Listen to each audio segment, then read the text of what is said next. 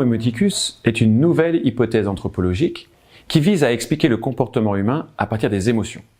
Ce nom a été choisi en clin d'œil avec l'hypothèse anthropologique des économistes qu'ils appellent Homo economicus. Cette hypothèse domine la science économique et dans une certaine mesure toutes les sciences sociales. Elle est également implicitement celle qui régit le monde des affaires et la vie de l'entreprise. D'après celle-ci, l'homme est un être éminemment rationnel qui détermine ses choix à partir d'une analyse coût-bénéfice. Qu'est-ce que ça me coûte? Qu'est-ce que ça me rapporte?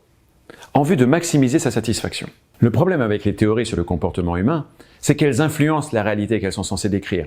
Plus on croit à une théorie, plus on s'y conforme, et plus elle devient une prophétie autoréalisatrice pour le meilleur et pour le pire. Avec l'hypothèse de l'Homo economicus, on en vient de considérer que l'intérêt matériel des personnes, et à les traiter uniquement comme des mercenaires, des êtres égoïstes et calculateurs. C'est excessivement réducteur et lourd de conséquences négatives sur la qualité des relations humaines. Avec l'hypothèse de l'Homo emoticus, la perspective est radicalement opposée. L'homme n'est plus conçu comme un être exclusivement rationnel, mais comme un être essentiellement émotionnel, qui mène des raisonnements non pas rationnels, mais passionnels, pour utiliser une expression de Théodule Ribot, le père de la psychologie française. Il devient alors possible de comprendre des comportements qui semblent irrationnels. Ceux-ci sont irrationnels parce qu'ils sont émotionnels. Si l'on comprend la raison dans les émotions, celles-ci peuvent devenir intelligibles et donc compréhensibles.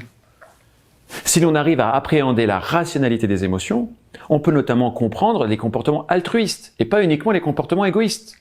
On peut par exemple comprendre pourquoi des milliers de personnes à travers le monde travaillent gratuitement sur leur temps libre et de manière anonyme à l'édification de la plus grande encyclopédie de l'histoire de l'humanité, j'ai nommé Wikipédia.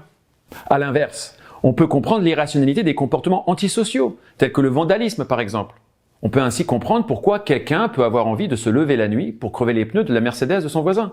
Dans de prochaines vidéos, nous montrerons l'étendue des comportements qu'il est possible d'expliquer grâce à l'hypothèse de l'Homo emoticus.